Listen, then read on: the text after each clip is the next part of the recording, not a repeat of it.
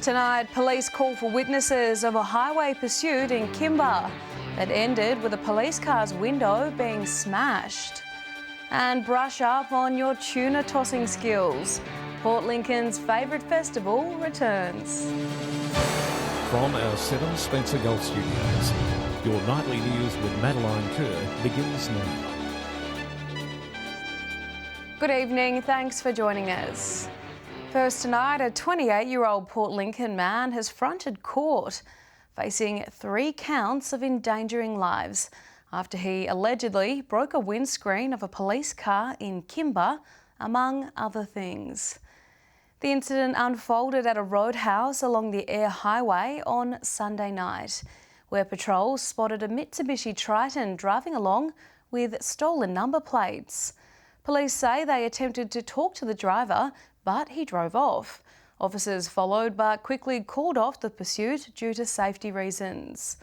With help from police dog Judge, the man was eventually located at Wilcherry Road, where officers used capsicum spray to subdue their suspect. It was then that police say the man got out of the truck and ran towards the police car and kicked in the windscreen, causing it to crack. Police are hoping anyone with dash cam of the car bearing plates S525CAL come forward.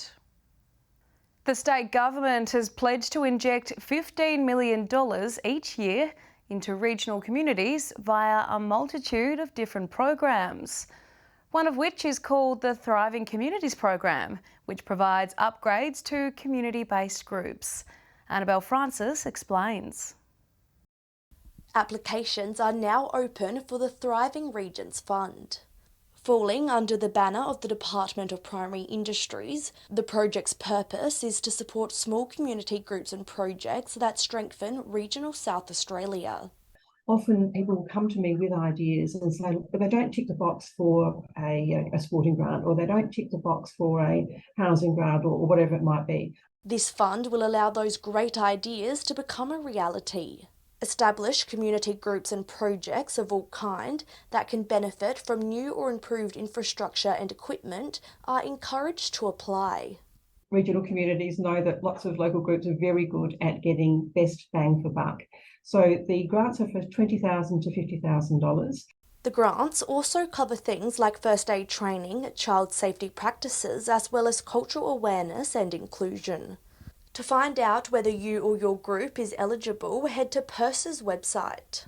The ideal is that the process should be really quite simple and straightforward. We don't want a whole lot of difficulty put in the way of people applying for relatively small grants.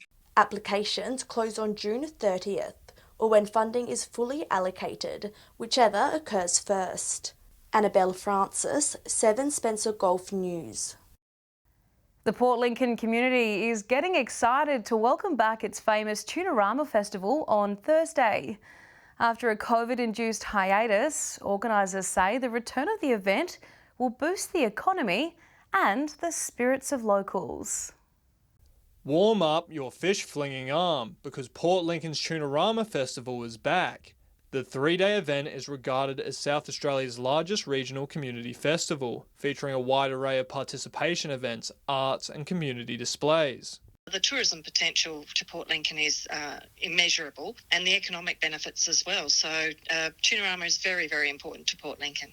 The festival kicks off with a ceremony to celebrate Australia Day Award recipients. Then the markets open up and the world-famous tuna toss gets underway.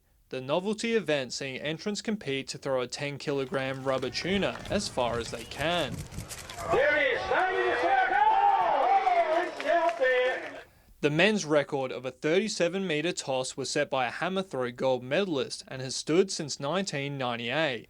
While the tuna toss occupies the adults, organisers say there will also be an extensive children's area this year, with plenty of events for them to participate in, ranging from a watermelon eating race to a sandcastle competition and even a teddy bear's picnic. Something that's a little bit different is the wood chopping demonstrations, and there's also going to be some chainsaw action. So we look forward to welcoming visitors to Port Lincoln and chatting with the locals and hope that they all come down and enjoy the activities.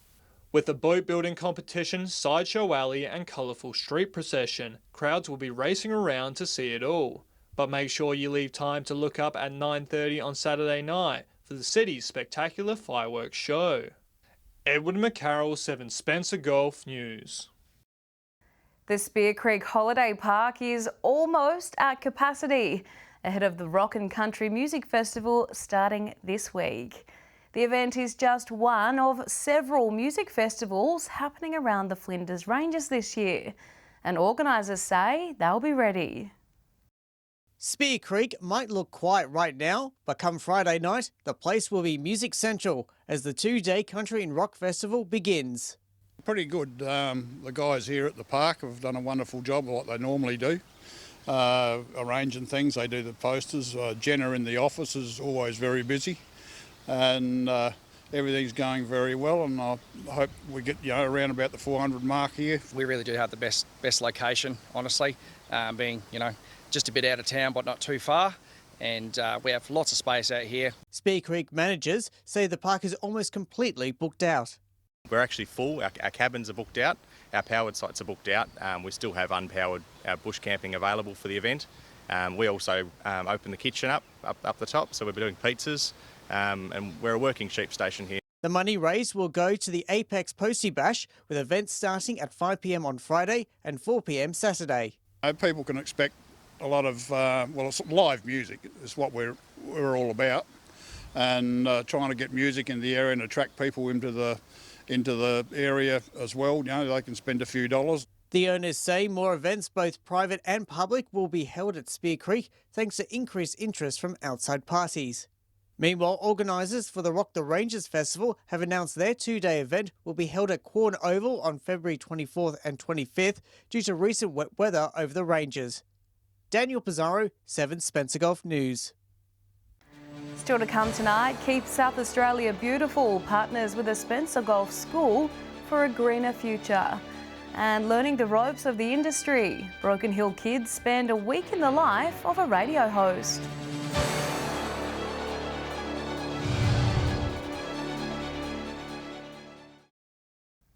Welcome back to 7 Spencer Golf Nightly News. The Copper Coast is looking to create a sustainable future through waste and education programs. As part of the Take the Pledge initiative, Waste Warriors encourages individuals, groups and businesses to share ways in which they reduce, reuse and recycle. If your New Year's resolution was to be greener, look no further than the Waste Warriors of the Copper Coast. In a mini video series, Council is exploring and sharing ways to reduce waste. And every little thing that people can do makes a huge difference. You might think that that little initiative that you're doing is only small, but if we all have little initiatives, it'll make a big difference. Kadina Memorial School and Taste the York have both been recognised for their efforts. The school teamed up with Keep South Australia Beautiful to educate staff and students on how to correctly recycle using the FOGO system, as well as the correct recycling of soft plastics. The canteen staff also play their part, ensuring no food goes to waste by collecting scraps to feed to livestock. These are all initiatives that everyone can implement in their own homes.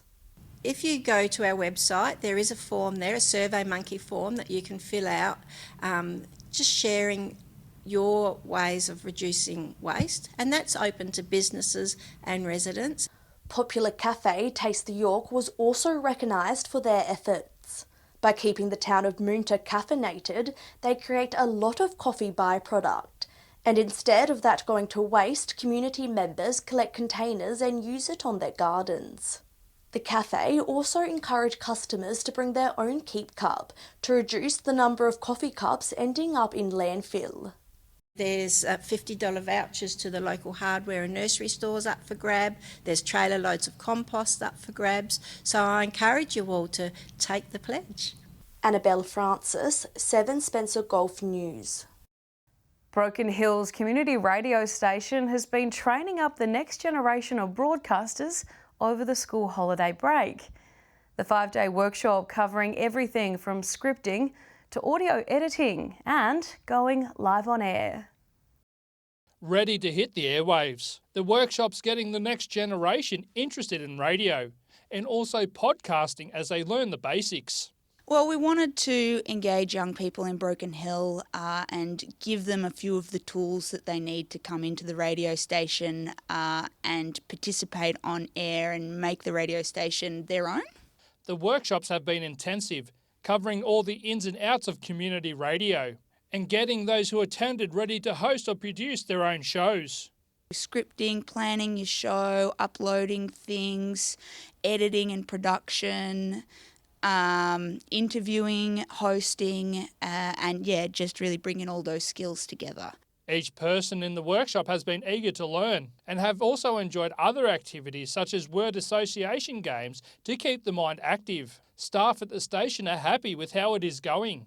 We've had pretty consistently 5 or 6 coming in, which is great to see. It's great to see them coming back and just enjoying learning about radio. And if you missed out this time, rest assured there's more workshops to come. Megan has one particular time slot in mind that would be perfect for an up-and-comer. Yeah, I'd love to see the 4 p.m. slot every day hosted by young people, hosting programs as kids finish up school and, they leave and want to turn on 2 Dry. That's what I'd love to see. Joshua Mercer, 7, Spencer Golf News. Stay with us after the break. Drive safely in the far west. Double demerits come into effect tomorrow night. And Jubilee Oval back in action as the Barrier District Cricket League prepares to host the T20 Grand Final.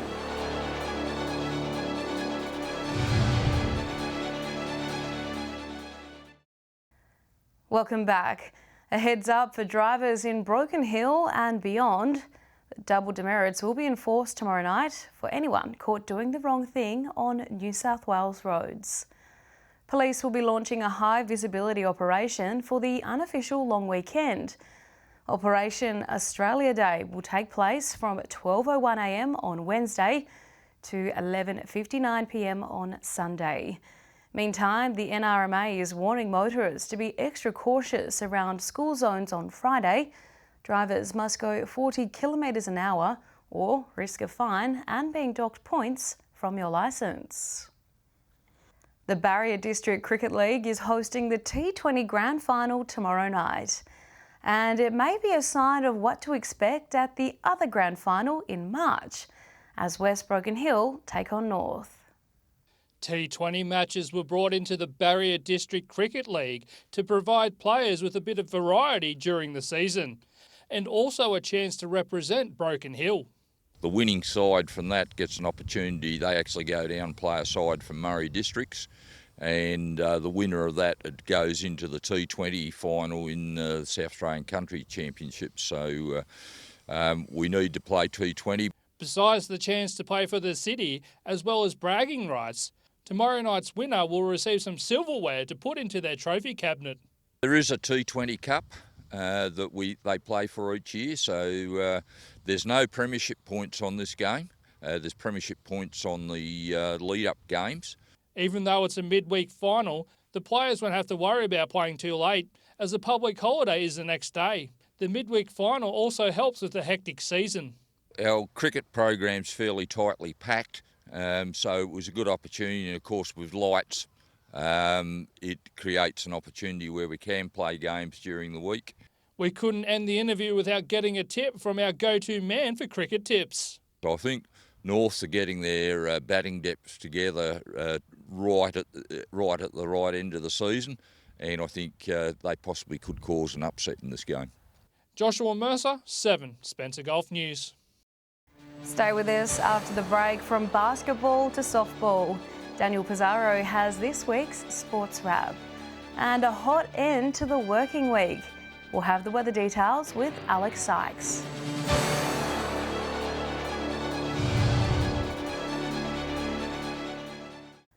Welcome back to 7 Spencer Golf News this Tuesday, January 24th.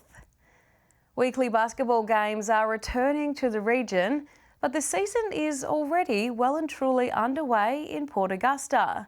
Here's Daniel Pizarro with who's playing who in this week's Sports Wrap. As January heads towards its end for another year, some sporting comps are underway, others are beginning again. First to women's softball, and the Solly Cats drew with the Cougars 10 points all in that cat scratch match. Meanwhile, the Checkmates tried to outdo the Tigers, but ended up getting torn apart at the end of the game, losing by 8 points. Port Augusta basketball has returned for round 11 tonight. The women's A grade is underway with both Spartan teams now playing. In men's A grade, the Eagles face the Wildcats at 8 p.m, with the Cobras taking on the Titans at 9 p.m. We'll bring you those results next week. In Whyalla, round 10 of basketball starts next Monday. In A grade men's, the Titans face the Wildcats and the two Roos teams take on each other. A grade women's basketball sees the Demons versus the Roos first squad. Then afterwards, the Roos' second squad faces the Wildcats. Port Lincoln basketball round 10 also gets underway on January 30th at 6 p.m. We'll see the Rangers and Lincoln South battle it out. Then the Sharks and Tasman take to the court at 7 p.m. And over in Broken Hill, the Uni6 divisions of the BHBA Round 9 features the Sparks and the Raptors, with the second game of the night seeing Thunder face West. Good news for all local basketball fans. We'll bring you the results in next week's Sport Wrap. I'll be back tomorrow with Field Watch. See you then, Daniel. Thank you. Well, it's time now to take a look at what's happening in the weather with Alex Sykes. Alex, it was rather gusty in Cooper Pedy this morning. Indeed, Maddie, upwards of 50 kilometres an hour at some points. According to Weather Zone, that's enough intensity to cause large branches to sway and make it difficult to use an umbrella. Earlier this afternoon, 28 degrees in Whyalla. Just before 4 p.m, Port Pirie reached 31.4 degrees at 2 p.m, and it was exactly 35 degrees in Cooper Pedy at 3:37. Looking more broadly at today's weather map now, 36 degrees in Broken Hill today, 31 in Woodner and Port Augusta, 24 in both Kadina and Port Lincoln, while Adelaide had a nice day just shy of 30 degrees. Taking a look at the satellite image now, a ridge of high pressure below South Australia will continue to bring a southeast to southwesterly airstream over the state until later in the week.